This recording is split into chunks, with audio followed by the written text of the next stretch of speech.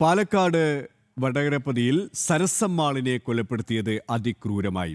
സരസമ്മാളിനെ പ്രതിയുടെ വീടിനകത്ത് കൊണ്ടുപോയി തലക്കടിച്ചു വീഴ്ത്തിയും കൊടുവാൾ ഉപയോഗിച്ച് കഴുത്തിന് വെട്ടിയുമാണ് പ്രതികൾ അരുംകൊല ചെയ്തത്. പ്രതിയുടെ വീടിന് പിറകിൽ കുഴിച്ചിട്ട നിലയിലാണ് മൃതദേഹത്തിന്റെ അവശിഷ്ടങ്ങൾ കണ്ടെത്തിയത്. പ്രതി ഉദയകുമാറിന്റെ തെളിവെടുപ്പ് പുരോഗമിക്കുകയാണ്. 1 ഗ്രാം മൂക്കുത്തിക്ക് വേണ്ടിയാണ് ആ ഒരു വയോധികയെ ഇരുവരും അരുംകൊല ചെയ്തിരുന്നത്. കേരള മനസാക്ഷിയെ ഞെട്ടിക്കുന്നതാണ്. പാലക്കാടിനെ ഒന്നാകെ ആ നടുക്കിയ കൊലപാതകം, കേരള മനസാക്ഷിയെ ഒന്നടങ്കം പിടിച്ചുകുലുക്കിയ കൊലപാതകം. വിവരങ്ങളായി ഇപ്പോൾ അരുൺ ആലത്തൂർ ചേരുകയാണ്. അരുൺ, ഈ പ്രതിയെ തെളിവെടുപ്പിനായി കൊണ്ടുവന്നിരിക്കുകയാണ്. തെളിവെടുപ്പ് ഇപ്പോഴും പുരോഗമിക്കുകയാണോ?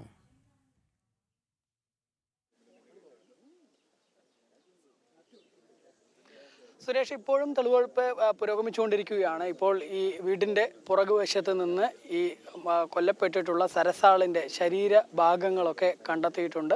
പോലീസിൻ്റെയും ഫോറൻസിക് സംഘത്തിൻ്റെയൊക്കെ നേതൃത്വത്തിലാണ് ഇപ്പോൾ തെളിവെടുപ്പ് പുരോഗമിച്ചുകൊണ്ടിരിക്കുന്നത്. ഏതായാലും നാടിനെ ഒന്നടങ്കം നടുക്കിയ ഒരു കൊലപാതകം തന്നെയാണ്. ഒരു മൂക്കുത്തിക്ക് വേണ്ടി 66 വയസ്സ് മാത്രം പ്രായമുള്ള ഒരു വയോധികയാണ് കൊലപ്പെടുത്തിയിരിക്കുന്നത്. സരസാൾ എന്ന വയോധികയെ പ്രദേശവാസി തന്നെയായിട്ടുള്ള ഉദയകുമാറും അതുപോലെ തന്നെ ഒരു 17 വയസ്സുകാരനും 19 വയസ്സുകാരനായ ഉദയകുമാറും ഒരു 17കാരനും ചേർന്നാണ് കൊലപാതകം നടത്തിയിട്ടുള്ളത്.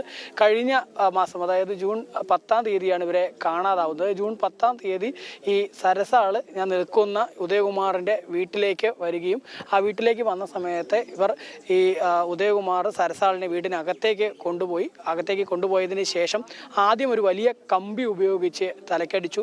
അതിനുശേഷം ഒരു കൊടുവാൾ ഉപയോഗിച്ച് കഴുത്തിന് 4 തവണ വെട്ടി പിന്നീട് ഒരു പ്ലാസ്റ്റിക് കവറിലേക്ക് മൃതദേഹം പ്ലാസ്റ്റിക് കവറിലേക്ക് ആക്കി വീടിന് മുന്നിലുള്ള ഒരു ശുചിമുറിയിൽ കൊണ്ടുപോയി അവിടെ ഒരു തൊട്ടിയിലിട്ട് കത്തിക്കുകയാണ് ചെയ്യുന്നത്. ആ തൊട്ടിയിലിട്ട് കത്തിച്ചതിന് ശേഷം പിന്നീട് ആ മൃതദേഹ അവശിഷ്ടങ്ങൾ ഒരു ചാക്കിലാക്കിക്കൊണ്ട് വീടിൻ്റെ പുറകുവശത്ത് കൊണ്ടുപോയി മറവ് ചെയ്തു എന്നുള്ളതാണ് പ്രതി തെളിവെടുപ്പിനിടെ പോലീസിനോട് പറഞ്ഞിരിക്കുന്നത്.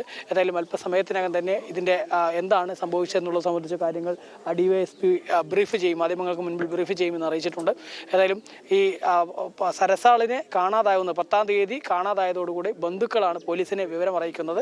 ഇവർ എപ്പോഴും ഇവരുടെ ഒരു 2 മക്കളാണുള്ളത്, ഒരു പെണ്ണും അതുപോലെ തന്നെ ആണും, അങ്ങനെ 2 മക്കളാണുള്ളത്.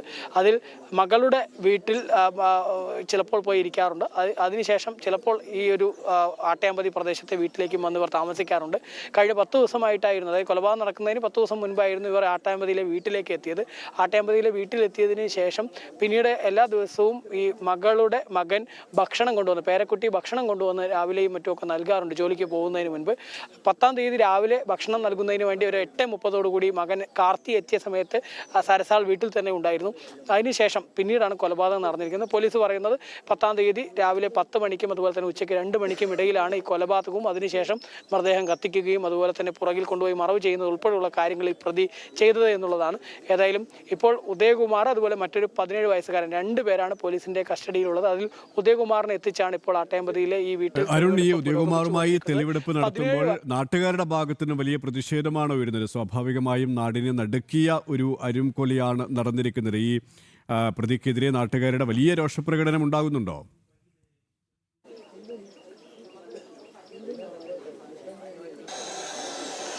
സുരേഷ്, നാട്ടുകാരെ സംബന്ധിച്ചിടത്തോളം വലിയ ഞെട്ടലാണ് ഉള്ളത്. കാരണം അവരെ സംബന്ധിച്ചിടത്തോളം അവർ ഒരിക്കലും പ്രതീക്ഷിച്ചിരുന്നില്ല. സരസാളിനെ എപ്പോഴും ഈ ഭാഗത്തൊക്കെ വീട്ടിൻ്റെ പ്രദേശത്തൊക്കെ അവർ കാണാറുണ്ട്. വളരെ നല്ല ഒരു വ്യക്തിയാണ് എന്നുള്ളതാണ് നാട്ടുകാർ പറയുന്നത്. തൊട്ടടുത്തുള്ള വേലന്താവളം മാർക്കറ്റിൽ നിന്ന് പച്ചക്കറിയും മറ്റുമൊക്കെ കൊണ്ടുവന്ന് അതിൻ്റെ മറ്റുള്ള ആളുകൾക്ക് വിൽപ്പന നടത്തുകയും ഒക്കെയാണ് ഇവർ ചെയ്തിരുന്നത്. അതുകൊണ്ട് തന്നെ പെട്ടെന്ന് ഒരു സുപ്രഭാതത്തിലാണ് ഇവരെ കാണാതായത്. കാണാതായ സമയത്ത് നാട്ടുകാർ കാര്യമായി ശ്രദ്ധിച്ചിരുന്നില്ല. കാരണം ഇടയ്ക്കൊക്കെ മകളുടെ വീട്ടിലേക്കും പോകുന്നത് കൊണ്ട് തന്നെ നാട്ടുകാർ വിചാരിച്ചു അവർ മകളുടെ വീട്ടിലോ മറ്റോ പോയിട്ടുണ്ടാകും എന്നുള്ളത്. പക്ഷേ ബന്ധുക്കളാണ്, അതായത് ഭക്ഷണം നൽകാൻ മറ്റുമൊക്കെ വരുന്ന ബന്ധുക്കളാണ് പെട്ടെന്ന് തിരിച്ചറിഞ്ഞത് സരസാളിനെ കാണാനില്ല എന്നുള്ളത്. അങ്ങനെയാണ് ഈ പോലീസിൽ പരാതി നൽകുന്നത്. പോലീസും ആദ്യഘട്ടത്തിൽ അന്വേഷിച്ച സമയത്ത് ഈ പ്രദേശത്ത് തന്നെയുള്ള ഈ ഉദയകുമാറിനെയും ഈ 10-ാം തീയതി മുതൽ തന്നെ ഇവിടെ നിന്ന് മിസ്സിംഗ് ആണെന്ന് മനസ്സിലായി. തുടർന്ന് ഈ ഉദയകുമാറിനെ നിരന്തരം ചോദ്യം ചെയ്തതിൽ നിന്നാണ് ഈ കൊലപാതകത്തിൻ്റെ ചുരുൾ അഴിയുന്നത്. ഏതായാലും മൂക്കുത്തിക്ക് വേണ്ടിയിട്ട് ഒരു 2 ഗ്രാമോ അങ്ങനെ 1-2 ഗ്രാം തൂക്കം വരുന്ന ആ ഒരു മൂക്കുത്തിക്ക് വേണ്ടിയിട്ടാണ് ഈ കൊല പ്രതികൾ നടത്തിയിരിക്കുന്നത് എന്നുള്ളതാണ്. ഏതായാലും തെളിവെടുപ്പ് ഇപ്പോഴും വടകരപ്പതിയിലെ ഈ ആട്ടയാമ്പതി ഉദയകുമാറിന്റെ വീട്ടിൽ പുരോഗമിച്ചുകൊണ്ടിരിക്കുകയാണ്. യെസ്, വയോധികയുടെ അരിംകൊലയിൽ പ്രതി ഉദയകുമാറുമായി പോലീസ് തെളിവെടുപ്പ് നടത്തുകയാണ്. അരുൺ ആലത്തൂരാണ് വിവരങ്ങൾ നൽകിയത്.